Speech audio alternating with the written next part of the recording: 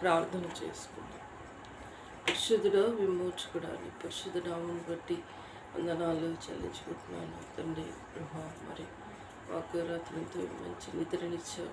కలవరాన్ని, ఆందోళన, ప్రతి మీద దుష్ట తలంపుల నుండి దూరపరిచి దేవామని నీ కృపలో పొత్తుపరుచుకున్నాను. మంచి నిద్రను అనుగ్రహించినాను కొందనాలు. తిరిగి ఉదయకాలంలో ప్రభా నీ పాద సన్నిధికి వచ్చటకు బలపరిచినందుకు కొందనాలు. నాయనా, నీ వాక్యం చదువుతుండగా మాతో మాట్లాడండి. నీ స్వరం సన్నిధి ఉంచమని యేసునామములో స్తుతించి ప్రార్థించి వేడుకుంటున్నాను తండ్రి. నిర్గమకాండము 3వ అధ్యాయం. మోషే మిద్యాను యాజకుడైన ఇత్రో అను తన మామ మందను మేపుచు ఆ మందను అరణ్యము అవతలకు తోలుకొని దేవుని పర్వతమైన హోరేబునకు వచ్చింది. ఒక పొద నడిమిన అగ్నిజ్వాలలలో యెహోవా దూత అతనికి ప్రత్యక్షమాయను. అతడు చూసినప్పుడు అగ్ని వలన ఆ పొద మండుచుండేను, కానీ ఆ పొద కాలిపోలేదు. అప్పుడు మోషే, ఆ పొద ఎలా కాలిపోలేదో నేను ఆ తట్టు వెళ్ళి ఈ గొప్ప వింత చూసేదనుకుని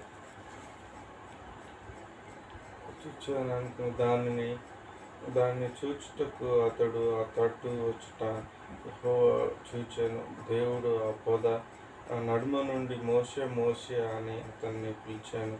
అందుకతడు చిత్తం ప్రభువా అని ఆమెను. అందుకైన దగ్గరికి రావద్దు, నీ పాదముల నుండి నీ చెప్పులు విడుము, నీవు నిలిచిన స్థలము పరిశుద్ధ ప్రదేశం అనెను. మరియు ఆయన, నేను నీ తండ్రి దేవుడను, అబ్రహాము దేవుడను, ఇస్సాకు దేవుడను, యాకోబు దేవుడను అని చెప్పగా మోషే తన ముఖమును కప్పుకొని దేవుని వైపు చూడవెర్చెను. మరియు యెహోవా ఇట్లనెను, నేను ఐగుప్తులో ఉన్న నా ప్రజల బాధను నిశ్చయముగా చూసితిని. పనులలో తమ్మును కష్టపెట్టు వారిని బట్టి వారు పెట్టిన మొరను వింటిని. వారి ముఖములు నాకు తెలిపే ఉన్నవి. కాబట్టి ఐగుప్తీయుల చేతిలో నుండి వారిని విడిపించుటకు ఆ దేశంలో నుండి విశాలమైన మంచి దేశమునకు, అనగా కనానీయులు, హిత్తీయులకు, అమోరీయులకు, పెర్జీయులకును, హివ్వీయులకును, యెబూసీయులకును నివాస స్థలమై పాలు తేనె ప్రవహించు దేశమునకును వారిని నడిపించుటకును దిగివచ్చి ఉన్నాను. ఇశ్రాయేలు మొర నిజముగా నా యొద్దకు చేరినది. ఐగుప్తులు వారిని పెట్టుచున్న హింస చూస్తుంది. కాగా రమ్ము, నిన్ను ఫరో యొద్దకు పంపేదను. ఇశ్రాయేలులైన నా ప్రజలను నీకు ఐగుప్తులో నుండి తోడుకొని పోవాలన్నాను. అందుకు మోషే, నేను ఫరో యొద్దకు వెళ్ళుటకు ఇశ్రాయేలును ఐగుప్తులోని తోలుకొని పోవుటకు ఎంతటి వారినని దేవునితో అనగా, ఆయన నిశ్చయముగా నేను నీకు తోడయుందును. నేను నిన్ను చంపుటకును పంపించుటకును ఇది నీకును సూచన. నీవు నా ప్రజలను ఐగుప్తులో నుండి తోడుకొని వచ్చిన తర్వాత మీరును ఈ పర్వతం మీద దేవునికి సేవించదరను. మోషే చిత్తగించును, నేను ఇశ్రాయేలు యొద్దకు వెళ్ళి వారిని చూసి, మీ పితరుల దేవుడు మీ యొద్దకు నన్ను పంపినని వారితో చెప్పగా, వారు వారితో నేనేమి చెప్పవాలని దేవుని అడిగాను. అందుకు దేవుడు, నేను ఉన్నవాడను వాడనై ఉన్నానని మోషేతో చెప్పాను. మరియు ఆయన, ఉండునను వాడు మీ వద్దకు నేను పంపేనని ఇశ్రాయేలీయుల యాజకులతో చెప్పాను. మరియు దేవుడు మోషేతో ఇట్లనెను, మీ పితరుల దేవుడిని యెహోవా అనగా అబ్రహాము దేవుడును, ఇస్సాకు దేవుడును, యాకోబు దేవుడునైన యెహోవా మీ యొద్దకు నన్ను పంపినని నువ్వు ఇశ్రాయేలుతో చెప్పవలెను. నిరంతరము నా నామము ఇదే తరతరములకు ఇది నా జ్ఞాపకార్థముగా నామము. నీవును వెళ్ళి ఇజ్రాయేల్లో పెద్దలను పోగు చేసి మీ పితరుల దేవుడైన యెహోవాను అనగా అబ్రాహామును ఇస్సాకును యాకోబులు దేవుడు నాకును ప్రత్యక్షమై ఇట్లా నేను మిమ్మల్ని ఐగుప్తులో మీకు సంభవించిన దాన్ని నిశ్చయంగా చూచి తిని ఐగుప్తు బాధలో నుండి పాలు తేనెలు ప్రవహించి దేశములకు అనగా కనానీయులు, హిత్తీయులు, అమేరీయులు, పెర్జీయులు, లేవీయులు, బోయాసీయులు దేశమునకు మేము రప్పించినని సెలవిచ్చి తినని వారితో చెప్పాను. గారు ఈ మాట విందురు కనుక వీరును ఇజ్రాయేళ్ల పెద్దలను ఐగుప్తు రాజుల వద్దను వెళ్ళి అతను చూచి ఎబ్రీయులు దేవుడైన యెహోవా మాకు ప్రత్యక్షమాయను అనగా మేము అరణ్యమును 3 దినములు ప్రయాణమంత దూరం పోయి ఆ దేవుడైన యెహోవా బలి అర్పించుదుము సెలవీయమని అతనితో చెప్పవలెను. ఐగుప్తు రాజు మహాబలంతో మీదికి వచ్చి మేము పోనీయని నేను ఎరుగుదును. కానీ నేను నా చెయ్యి చాపి ఐగుప్తీయుల మధ్య నేను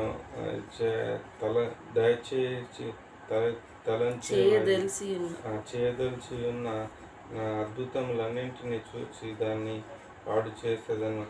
ఆ తర్వాత అతని మిమ్మును పంపివేయను. మరియు నేను ఈ జనులను ఎడల ఐగుప్తులకు కటాక్షం కలుగజేసేదను గనుక మీరు వెళ్ళినప్పుడు ఒట్టి చేతులతో వెళ్ళరు. ప్రతి స్త్రీ తన పొరుగు వారిని దాన్ని తన ఇంటి నుండి దానిని వెండి నగలను, బంగారు నగలను, వస్త్రములు ఇమ్మని అడిగి తీసుకొని మీరు వాటిని మీ కుమారులకు మీ కుమార్తెలకు ధరింపజేసి ఐగుప్తునకు దోచుకొనుదురని.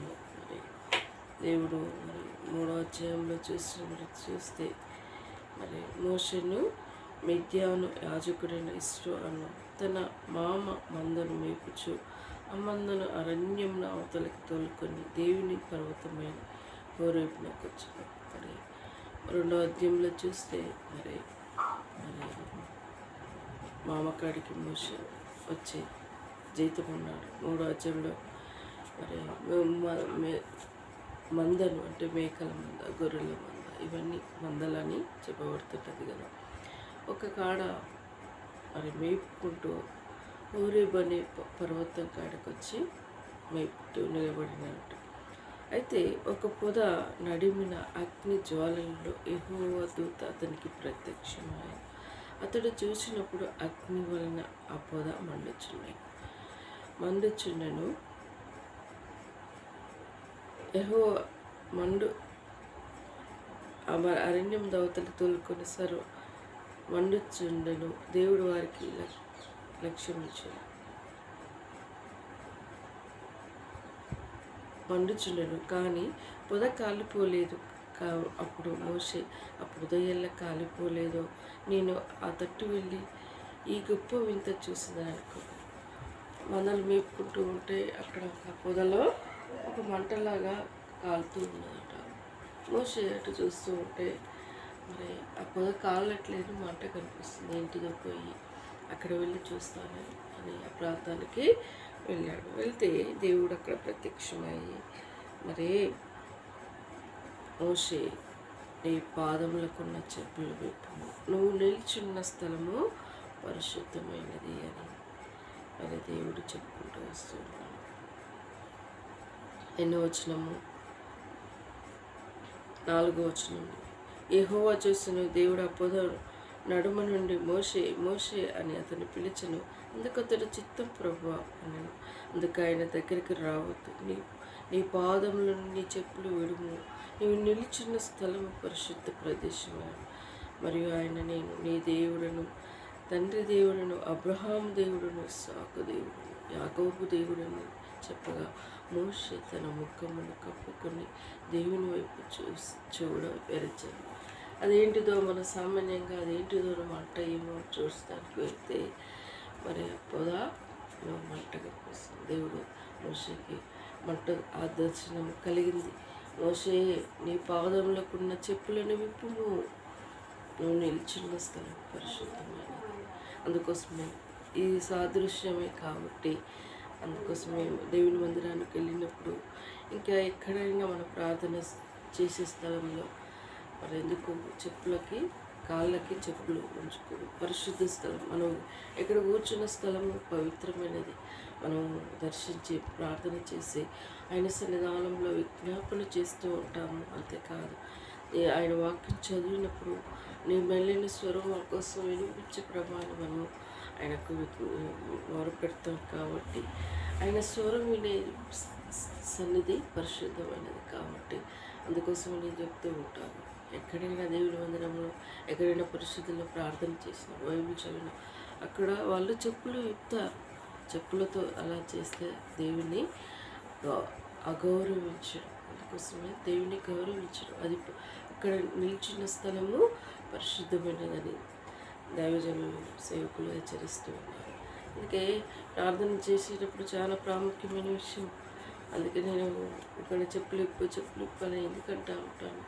మోషేని దర్శించిన దేవుడు ఈనాడు నిన్ను నన్ను దర్శించే స్థలం కాబట్టి, పరిశుద్ధమైన స్థలం కాబట్టి మనం దేవుణ్ణి గౌరవించాలి. దేవుడు మోషే అది ఏదో మంట ఏదో అనుకొని చూశాడు, కానీ అది మంట కాదు. అది దేవుడు మోషేను దర్శించే స్థలం. పర్వతములు 24 గంటలు మోషే ఎప్పుడు మందను మేపుకుంటూ అడవిలో చెట్ల మధ్య ఇలా ఉండేవాడు. మరి ఆయన దర్శించాలంటే అదే పదాన్ని ఆయన ఎంచుకున్నాడు. చూసారు, మనల్ని కూడా దర్శించడానికి దేవుడు ఒక్కొక్కరిని ఎంచుకుంటూ ఉంటాడు. నేను దేవుణ్ణి దర్శించడానికి, దేవుని కనుగొనడానికి నాకు చిన్న వయసు 10th క్లాస్ చదివినప్పుడు. అదే 10th క్లాస్లో నువ్వు దేవుడు అయితే నువ్వు నాతో మాట్లాడు అని నేను ఇంటికాడ వెళ్ళి మరి నాయనమ్మ ఇంటికాడ ఉన్నప్పుడు బైబిల్ చేసి చదివినప్పుడు దేవుడు ఈ వాక్యంతో మాట్లాడినాడు. అలాంటి నుండి ఈనాటి వరకు నేను ఆయనని విడిచిపెట్టలేదు. నా వయసు మరి ఎంతో అయినాను. నా జీవితంలో ఎన్ని కష్టాలు వచ్చినాను, బాధలు వచ్చినాను, ఆయనకు నేను మొరపెట్టుకుంటూ వచ్చాను. కష్టాలు వచ్చినా, బాధలు వచ్చినా జీవం గల దేవుని సేవించాను కాబట్టి ఆయన నన్ను విడిచిపెట్టలేదు. ప్రతి బాధలో, ప్రతి కష్టంలో ఆయన నాకు సహాయకుడుగా ఉన్నాడు. ఈనాడు వింటున్న నువ్వు ఏ పరిస్థితిలో ఉన్నా ఒక్క మాట, ఒక్క చిన్న మాట, అవ్వా ఏ కష్టం ఉంది, ఏ బాధ ఉంది, ఆయన ఇక్కడ ఒక్క విన్నపం చేయి. ఆయన విడిపించే దేవుడు, విడుదల చేసే దేవుడు. అంత గొప్ప దేవుని కలిగిన అంటే అది గొప్ప మాట. ఇక్కడ కూడా మోషేని ఎంచుకున్నారు. ఆ ప్రాంతాన్ని, ప్రజల్ని విడిపించడాన్ని మోషేతో దర్శించాను.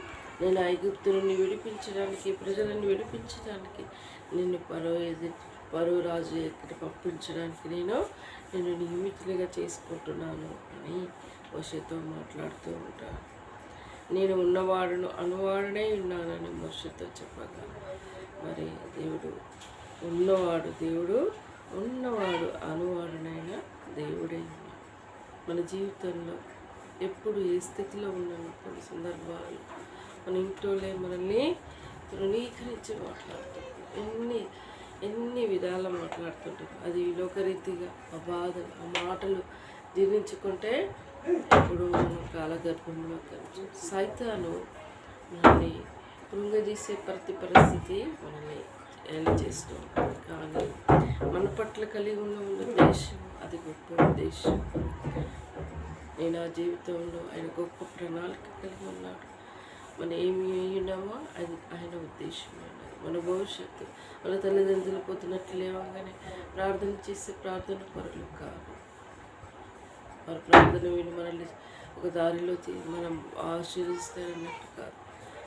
కాబట్టి దేవుడు మనల్ని ప్రార్థించే బిడ్డలుగా, ఆరాధించే బిడ్డలుగా మనల్ని దేవుని వందనానికి మన పరలోక తండ్రులు మన తండ్రి కాబట్టి మన భవిష్యత్తు ఏ విధంగా ఉండాలో ఆయనకు తెలుసు. ఆయన చిత్తమే మన ఎలా జరిగిస్తూ ఉంటారు. మన చిత్తంలో మనం ఏది చేసుకున్నా అది వ్యర్థం.